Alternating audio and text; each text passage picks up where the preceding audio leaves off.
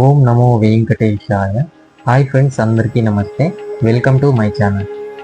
కలియుగ ప్రత్యక్ష దైవమైన శ్రీ వెంకటేశ్వర స్వామి దర్శనం కోసం అలిపిరి మెట్ల మార్గం నుండి స్వామి దర్శనానికి వెళ్తున్నా. ముందుగా ఈ వీడియోని లైక్ చేసి మన కొత్త ఛానల్ని సబ్స్క్రైబ్ చేసుకోండి.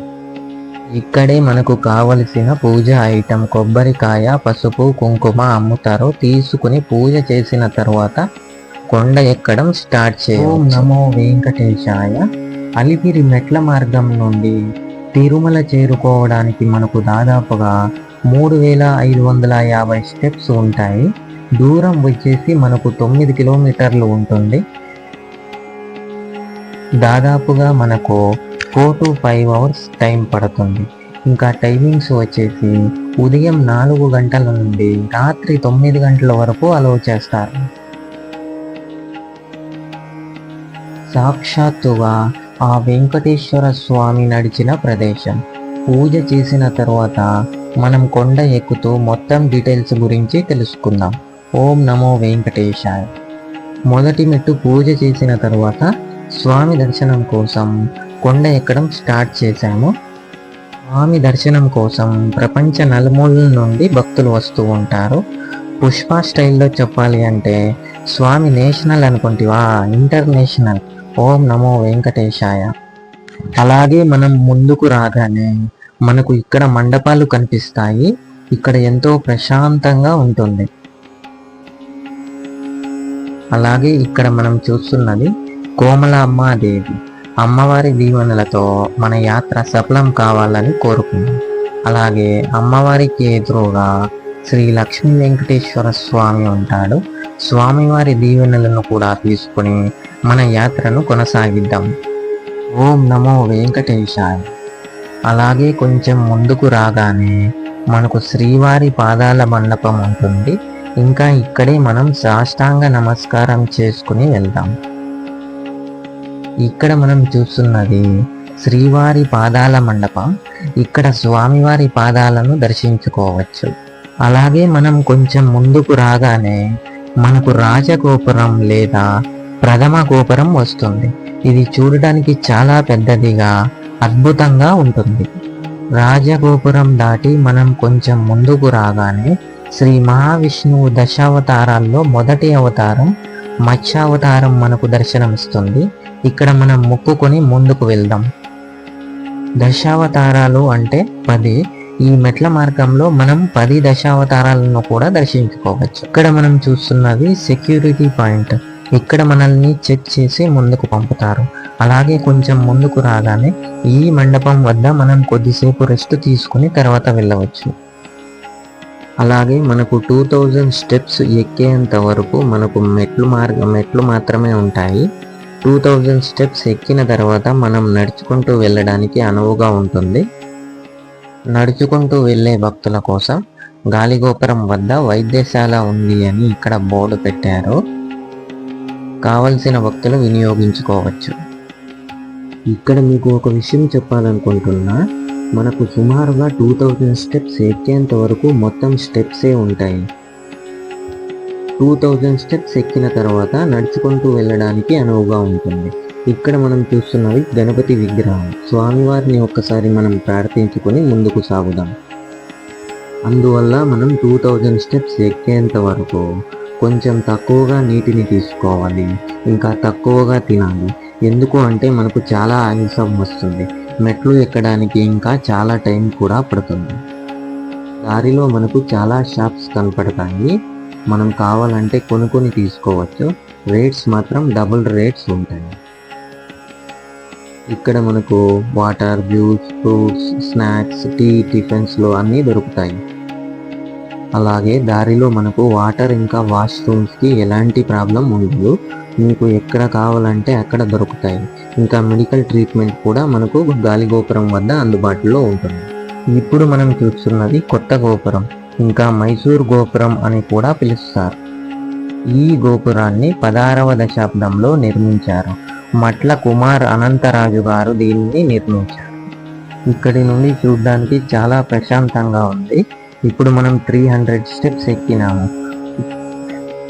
ఇలా మనం ఎన్ని మెట్లు ఎక్కామో అని తెలుసుకోవడానికి అక్కడక్కడ ఇలాంటి బోర్డులు పెట్టారు.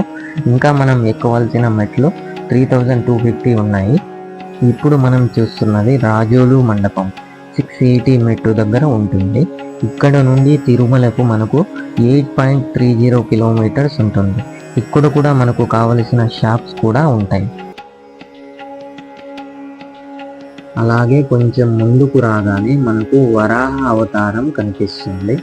వరాహ అవతారంలో హిరణ్య రాక్షసుని చంపి భూమిని ఉద్ధరించి ఇంకా వేదాలను కాపాడినటువంటి గొప్ప అవతారమే వరాహ అవతారం. అలాగే మనం కొంచెం ముందుకు రాగానే మనకు గాలిగోపురం వద్దకు చేరుకుంటాము. ఇప్పుడు మనం 3వ గోపురమైన గాలిగోపురం వద్దకు చేరుకున్నాము. మనం తిరుపతి నుండి నైట్ టైంలో చూస్తే శంకు చక్ర నామాలు కనిపిస్తాయి కదా, అది ఇక్కడి నుండే కనిపిస్తాయి. ఈ గోపురాన్ని సూర్యవంశస్థులైన దేవచోడ కుటుంబానికి చెందిన వారు ఈ గోపురాన్ని నిర్మించారు. ఇక్కడ చూస్తున్నది మేము పిడత కింద పప్పు అని అంటాము. మీ ప్రదేశంలో ఏమంటారో నాకు కామెంట్లో చెప్పండి. ఇక్కడ కావాలంటే మనకు వైద్య సేవలు కూడా అందుబాటులో ఉంటాయి. ఇక్కడ మనం స్వామివారిని మనసులో ప్రార్థించుకొని ముందుకు వెళ్దాం. ఓం నమో వెంకటేశాయ. అలాగే మనం కొంచెం ముందుకు రాగానే ఇక్కడ మనం చూడవచ్చు ఆ కలియుగ దైవం శ్రీ వెంకటేశ్వర స్వామి కొండ మీద కూడా దరిద్రులు ఇలాగా చెత్తగా గోడల మీద రాసుకున్నారు. ఇలా మీరు ఎప్పుడూ గోడల మీద ఇలా రాయవద్దు. ఈ గాలిగోపురం దగ్గర మనకు నడుచుకుని వచ్చిన భక్తులకు ఫ్రీ దర్శనం టికెట్స్ ఇచ్చేవారు, కానీ ఇప్పుడు ఎందుకో ఇవ్వడం లేదు. ఇక్కడున్న ప్లేస్లో ఆధార్ కార్డు చూపిస్తే మనకు దర్శనం టికెట్స్ ఇచ్చేవారు. ఇంకా ఇక్కడ నుండి మనం నడవడానికి చాలా సులువుగా ఉంటుంది. ఇక్కడ మీరు కొంచెం సేపు రెస్ట్ తీసుకుని ఇంకా తినడానికి కావలసినవన్నీ ఇక్కడ దొరుకుతాయి. అలాగే కొంచెం ముందుకు రాగానే ఇక్కడ మనకు శ్రీ వీర పరశురామ అవతారం కనిపిస్తుంది. ఈ పరశురాముని భార్గవ రాముడు ఇంకా జగదగ్ని రాముడు అని కూడా అంటారు. అలాగే మనం కొంచెం ముందుకు రాగానే మనకు రోడ్డు మార్గం కనిపిస్తుంది. ఇక్కడ వెళ్తున్న వెహికల్స్ కొండ కిందకు వెళ్ళడానికి రోడ్డు మార్గం. ఇప్పుడు మనం చూస్తున్నది ఘాట్ రోడ్ మార్గం. ఇక్కడ మనం చూస్తున్నది శ్రీకృష్ణ అవతారం.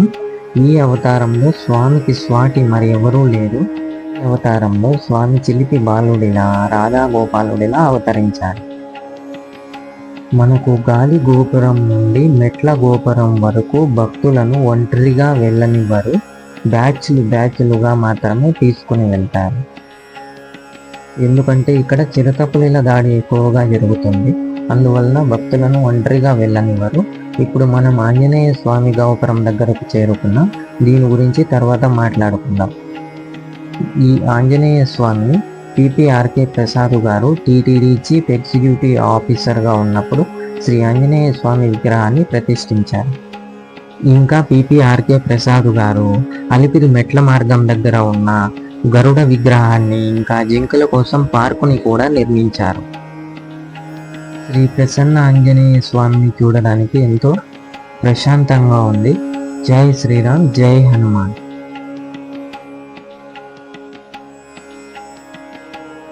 అలాగే ఇక్కడ ఏదన్నా కోరిక ఉంటే ఈ ప్రసన్న స్వామికి గంట కట్టి మొక్కుకుంటారు. అలాగే పెళ్లి కావలసిన వారు ఇంకా పెళ్ళైన వారు సంతానం కోసం ఇక్కడ ముడుపు కడతారు. అలాగే ఇక్కడకు వచ్చిన వారు ఇక్కడ కొంచెం సేపు టైం స్పెండ్ చేసి శ్రీ ప్రసన్న ఆంజనేయ స్వామిని దర్శించుకుని వెళ్ళండి. ఇక్కడ కోరిక కోసం ముడుపు కట్టుకున్న వాళ్ళు కోరిక తీరిన తరువాత ముడుపులో భాగంగా గంట కూడా కడతారు. ఇక్కడ మనం చూస్తున్నవి అవే. ఇప్పుడు మనం చూస్తున్న బోర్డులో చూడవచ్చు, మనం ఇక్కడ నుండి స్టార్ట్ చేసాము. ఇప్పుడు మనం ఇక్కడ ఉన్నాము. ఇంకా ఇక్కడ నుండి మనం ఇక్కడి వరకు వెళ్ళాల్సి ఉంటుంది. అప్పుడే మనం తిరుమలకు చేరుకుంటాం.